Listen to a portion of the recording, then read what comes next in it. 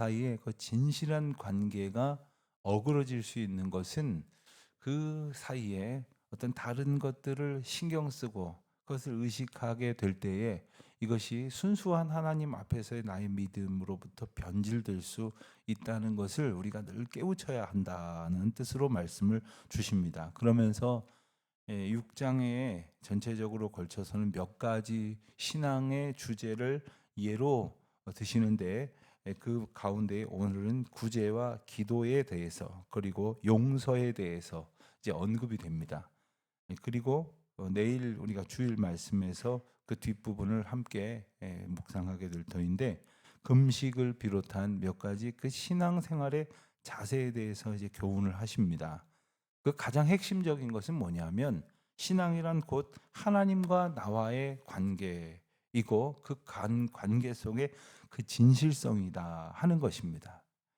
그런데 1절에 보면은 사람에게 보이려고 이런 말씀을 하십니다. 사람에게 보이려고. 사람에게 보인다고 하는 것은 하나님께 보여드려야 할 신앙의 행위들을 하나님께 향하는 것에 관심 두지 아니하고 사람들을 의식하는 행동에 주의하라고 말씀을 하시는 겁니다. 사람에게 보이려고 그들 앞에서 너의 의를 행하지 않도록 주의하라. 그렇다면 이것은 하나님 앞에서 의롭게 살도록 이끄신 하나님의 뜻에 합당하게 반응하는 것이 아니라는 말씀입니다. 그렇게 되면 하나님께서 상을 주시지 않으실 만한 상황이 된다고 말씀을 하시는 것이죠. 하나님께서 이 상을 언급하십니다. 그러면서 2절에도 보면 말미에 그들은 이미 자기 상을 받았느니라고 말씀을 하십니다. 또한 5절에서도 보면 그들은 자기 상을 이미 받았느니라 말씀을 하시고 이제 6장 전체적으로 걸쳐서 이 상에 대해서 언급을 하십니다.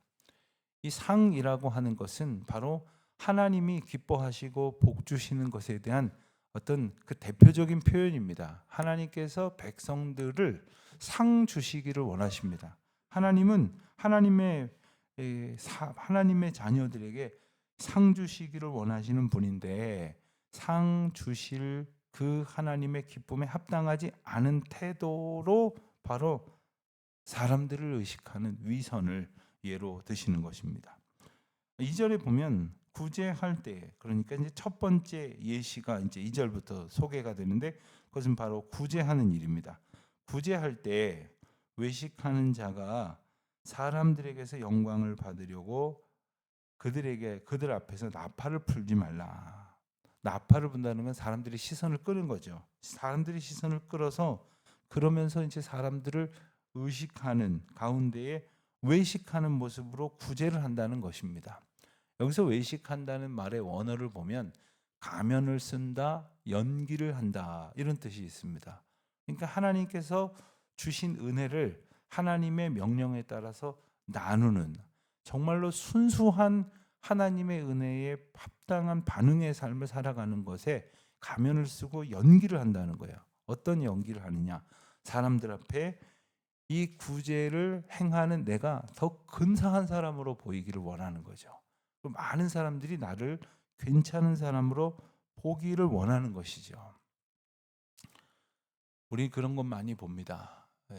뭐 고아원이나 혹은 양로원이나 뭐 군부대나 이렇게 많은 이제 곳에 높은 사람들이 방문을 해가지고서는 이제 그들이 위문품이라고 해서 박스를 마당에 이렇게 가능한 한 잘 보이도록 쌓아놓고 플랜카드까지 걸어놓고 그리고 그곳에 있는 사람들 어린 아이들이든지 힘들어하시는 노인들이든지 혹은 군인들이든지 이렇게 쭉 세워놓고서는 기념사진을 찍고는 거기 휘리릭 가버리는 겁니다. 우리는 사진 한 장을 보지만 그곳에서 그 잠시의 시간에 참여한 사람들은 고마움을 느낄까요? 참 올해도 변함없이 이렇게 귀한 시간을 가져주니 감사하다 이런 생각이 들까요? 그런 걸 한 번이라도 겪어보면 참 씁쓸한 마음을 지울 수가 없는 겁니다. 저 사진 한 장 찍으려고 사진 한 장 남기려고 하는 그런 가식적인 선행이라고 이런 걸 죽어도 욕먹는다고 하겠죠.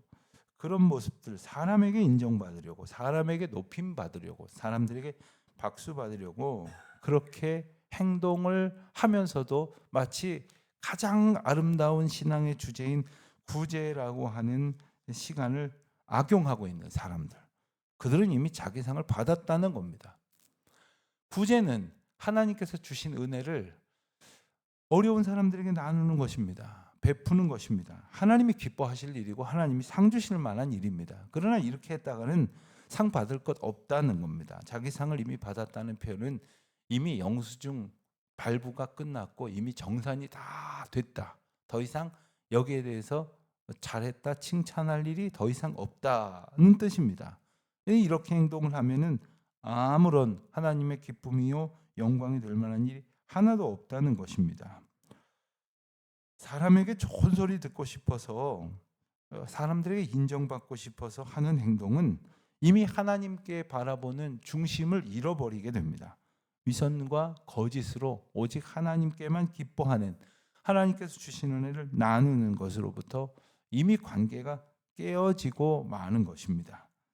그러므로 어떻게 구제해야 되느냐, 3절 말씀 이하에 보면 구체적으로 이렇게 구제해야 된다고 말씀하십니다. 오른손이 아는 것을 왼손이 모르게 하라. 구제함을 은밀하게 하라. 은밀한 중에 보시는 너의 아버지께서 갚으시리라. 하나님께서는 우리가 사랑을 베풀고, 특별히 구제는 단순히 사랑을 주고받는 관계가 아니라 다시 말하면 갚을 능력이 없는 사람에게 도로 받을 것을 기대하지 아니하고 하나님의 사랑을 기꺼이 베푸는 단계를 말합니다. 그런 단계 속에서 사람들에게 드러내고 자기를 높이는 것이 아니라 은밀한 중에, 그러니까 받는 사람이 받을만하게, 받는 사람이 아무런 마음의 거리낌이 없이 그렇게 전하는 것이죠. 때로는 누군가에게 뭘 주면서 그 사람 마음을 상하게 할 때가 있습니다. 오히려 자존심을 손상시키는 그런 경우도 있습니다. 그렇게 하지 말라는 겁니다. 오직 하나님 앞에서 조용하게, 하나님은 다 아시기 때문에 더 이상 누가 알 필요도 없음을 깨달아야 한다는 것이죠. 교회에서도 마찬가지입니다. 한참이 지나서 제게 당사자가 그런 이야기를 합니다. 언제 제가 참 이렇게 어려웠을 때 어느 장로님께서, 어느 권사님께서, 또 어느 성도님께서 제게 이렇게 도움을 주신 적이 있는데 너무나 큰 힘이 되었고 소망이 되었습니다. 그것은 그 도움의 크기가 많고 적음의 문제가 아니더라고요. 얼마나 그의 마음에 위로가 되고 정말로 그의 마음이 합당하게 받을 만한, 때로는 누가 주었는지도 드러내지 아니하고 그렇게 행하시는 분들도 계십니다. 제게 어떤 분이 이런 사정이 있는데 누가 이렇게 돕고 싶어 하는지를 알게 하지 마시고 좀 교회가 돕는 것으로 도와주십시오. 목사님만 아시고 이렇게 좀 살펴봐 주십시오. 이런 분들 계세요. 얼마나 아름다운 모습인지 모릅니다. 자, 5절 말씀에 보면 두 번째 케이스입니다. 기도에 관한 내용이죠. 기도할 때 또 어떻게 해야 되느냐? 역시 사람에게 보이지 말라는 겁니다. 이 유대 전통의 기도를 보면 우리는 보통 이렇게 이 손을 모으고 그리고 고개를 숙이는데, 유대 전통의 기도 모습 중에는 그러한 모습도 있습니다만은 많은 기도가 이렇게 손을 이렇게 위로 향하여 들고 고개를 위로 들고 하는 그 기도, 때로는 눈을 뜨고 하는 그런 기도도 있다고 합니다. 그러니까 우스갯소리로 유대인들의 기도는 목 디스크를 예방하는 기도법이다, 뭐 이런 이야기를 하기도 해요. 그런데 이렇게 기도를 할 때 정말 조용한 곳에서, 때로는 하나님과 나만이 느껴지는 그런 대자연이나 그런 골방에서 이렇게 기도하는 건 참 좋은데, 사람들이 많이 지나다니는 골목 어귀에서, 사거리에서, 사람들이 많이 볼 수 있는 그곳에서 위선적으로 이렇게 기도하는 것, 때로는 큰 소리를 내고 그렇게 기도하는 자들이 있기 때문에 이런 말씀을 하시는 거예요. 그렇기 때문에 이런 기도를 주의하라는 겁니다. 이 기도도 하나님께서 상 주실 만한 것이었지만 자기 상을 이미 그들은 받았다. 연기하는 자, 외식하는 자와 같다는 겁니다. 중심이 다른 거짓과 위선, 허위, 이것이 바로 그들의 상을 더 받을 게 없도록 해버렸다는 겁니다. 미국의 빌 하이벨스 목사님이 쓰신 책 중에 아무도 보는 이 없을 때 당신은 누구인가라는 긴 제목으로 번역된 책이 있습니다. 이 책에서는 그리스도인이 성숙한 신앙적 인격을 가지고 살아가는 8가지 삶의 구체적인 태도에 대해서 이렇게 소개를 하는데, 이 책을 읽을 때마다 저는 느끼기를 보는 이가 없을 때 신앙적 태도를 갖는 것, 사람들이 있는 세상에서 살아가는 모습 속에서 하나님만 보시는 그 삶의 모습은 과연 어떠한 것인가? 그것은 얼마나 우리 자신을 적나라하게 드러나는지 모릅니다. 사람들이 있으면 그들에게 근사하게 보이려고 애쓰는 모습이 우리에게 얼마든지 있죠. 하나님 앞에서 아무도 보는 이 없고 하나님만 보시는 것일 때 우리는 과연 어떤 기도를 드리는가? 기도할 때에 그렇게 기도할 것이 아니라 6절 이하에 보면 이렇게 기도하라고 말씀하십니다. 우선 은밀하게 하나님 앞에 기도하라. 차라리 골방에 들어가서 문을 닫고 기도하라 하는 겁니다. 여러분, 어디서든지 은밀하게 기도할 수 있습니다. 조용히 기도할 수도 있고, 때로는 일상을 행하면서, 심지어 운전을 하면서도 얼마든지 기도할 수 있습니다. 길을 걸으면서 얼마든지 기도할 수 있습니다.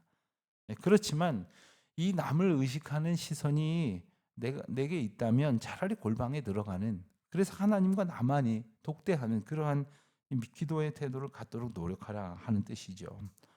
두 번째는 7절에 보는 대로 중언부언하지 말라는 겁니다. 이것은 당시에 횡행하던 이방인들의 기도 습관 때문에 이렇게 말씀을 하시는 겁니다. 이방인들은 중언부언해 가면서 한 말 또 하고, 자기가 한 말이 무슨 말인지 못 알아듣으면서도 중얼거리면서 이리저리 왔다 갔다 하면서도 많은 말을 해야만 이 절대자, 내가 숭배하는 그 대상이 들을 것이라고 생각을 하는 거죠. 이게 사람의 방식이죠. 사람의 생각이죠.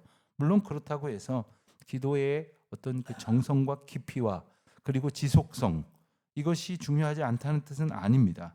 그러나 그 또한 내가 10분 하면은 안 들어주시니까 오늘부터는 15분 하고, 그래도 안 들어주시면 30분 해서 안 들어주시나 보자, 이런 식으로 내가 어떻게 해서 하나님께서 움직이시고 말고를 생각하는 것이 아니라 오직 하나님의 뜻을 이루어 가시도록 기도하는 과정 속에 나의 기도를 바꾸시고 나를 온전케 하시는 분이심을 고백하게 하시는 것이죠.